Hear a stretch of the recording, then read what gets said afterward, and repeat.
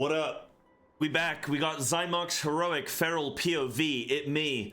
Now, this fight is a pure single target. Well, okay, sorry. It's not a pure single target, but you run pure single target talents. I wouldn't bother playing Primal Wrath. There are intermittent ad phases, or well, two distinct ad phases at 75% and 50% health of the boss on Heroic. On Mythic, there will be more ads, but that's a separate thing. We have to see how that ends up playing out. So on Heroic, there are ads, but just run pure single target. When we have double Legendary, it is likely that we will still run Frenzy Band. I can't imagine we'd run anything else. I don't think you'd run Apex. The only time you'd run Apex is if it's like a Primal Wrath fight. So like Pantheon, you might run Apex, right? Which is something I probably forgot to mention in the Pantheon video. But for this is likely a Frenzy Band scenario. Definitely not a Draft of Deep focus, because that just won't work when you get to the ad phases, which is a high DPS important phase. So this boss, a top tip, this is for everyone actually, not just ferals. INKY Black Potion is a game changer on this fight. This fight is incredibly improved by this potion. You can see everything in this ground, like everything's dark and blacked out, which makes it super easy to see when boss mechanics are incoming, and you can easily avoid standing on people with the sparknova. Like, look how easy this sparknova is to dodge. You can see exactly where people are without really having to look, which is, I think, very, very helpful. So definitely try and stock up on these potions and make use of them. Now, a couple things. This fight is potentially a 3 Berserk fight, especially when we get our 2 set. It will absolutely be a 3 Berserk fight at least. So I Berserk on pull. Now, we don't Bloodlust on pull. You want to Bloodlust late into the fight because the fight gets harder and harder as time goes on, and you want to burst the boss down as you get further into things. So just Berserk Convoke on pull. The boss is going to phase at 75%. Now, depending on how quickly you push the boss, like I still have 10 seconds left before my Convoke comes up, your guild might push it a bit quicker, maybe push it a bit slower. If you push it slower, I would still encourage you to probably hold that Convoke for these acolytes, because these things need to die. You want to watch out for the frontal that they do, but just chain stuns, chain CCs, grip them, whatever you need to do. But you want to kill these acolytes as quickly as possible. I rip both of them, I rake both of them, and I send it with Convoke. If you don't kill them by the time that cast completes, then they self-destruct and they kill you. These spellslingers are in theory worth ripping, but because your prio here is to kill those acolytes, I wouldn't bother wasting the globals on rips. I would save those and use more bites on those acolytes.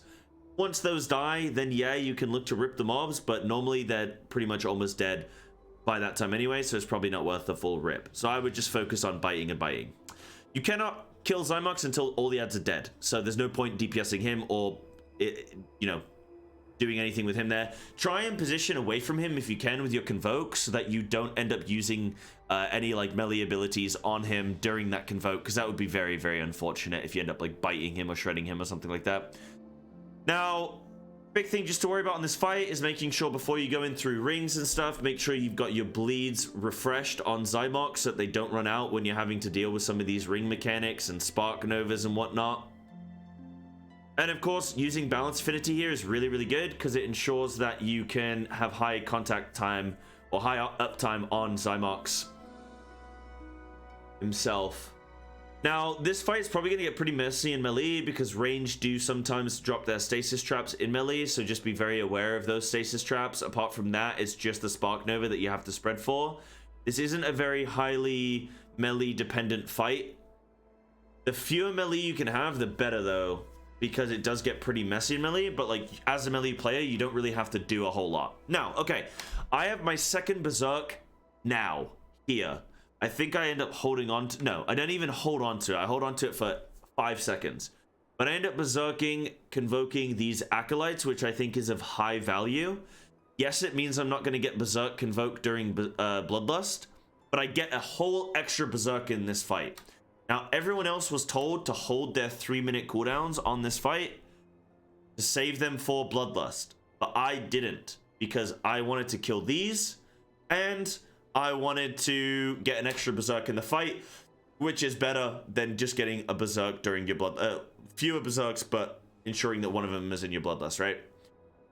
So I berserk these. We absolutely smash them. Big, big, big. And I will get another berserk in this fight. Or, well, I should. There's a little secret surprise that will reveal why I don't end up getting that. Now, something that happens here is we end up killing XY'MOX before my Tiger Fury is back up, which means that I will not get a Tiger Fury snapped rip, which is fundamental. So I end up biting instead, and then just very, very quickly I refresh, like build up my combo points, and then I just refresh with a 5 combo point rip there. You can, in theory, refresh with like a 3 or 4 combo point rip, but I don't like to risk it because of the way that Sabretooth works now. So we do that, trying to make sure, yeah, whenever XY'MOX comes back out, that I always have Tiger Fury available. Now, if your Tiger Fury is like 15 seconds on cooldown, just rip.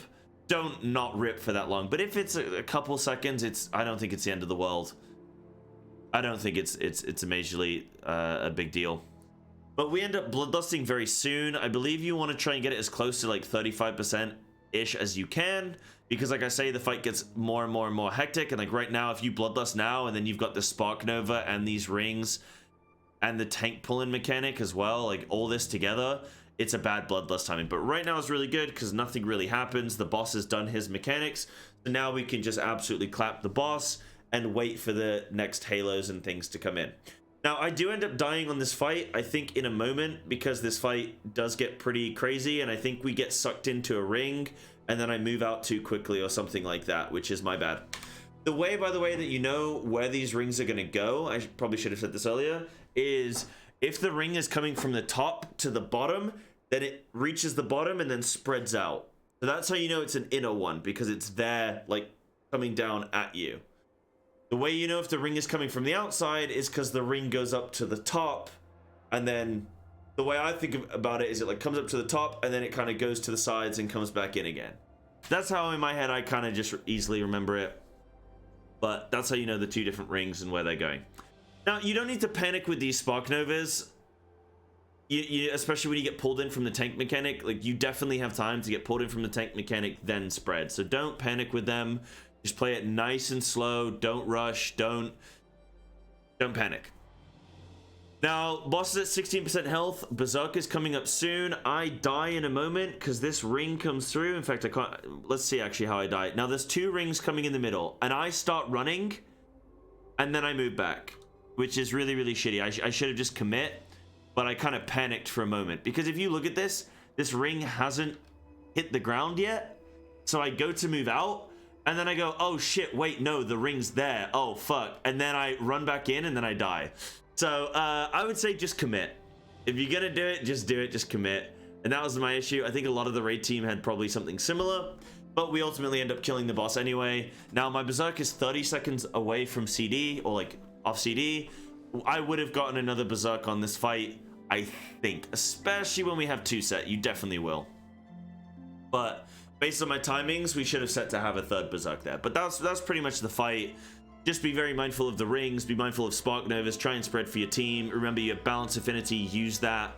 And the Inky Black Potion, like, look how much easier things are to see when you have Inky Black Potion compared to right now. Like, you've got those spreads. Look how difficult it is to see how fast people are spread out. Comparable to having the increased contrast where you can just super easy see everyone. You can see those traps super comfortably.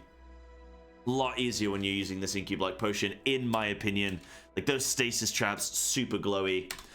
But yeah, hopefully this was helpful for you guys to take a look at. This was XY'MOX, and I'll see you in the next one. Thank you.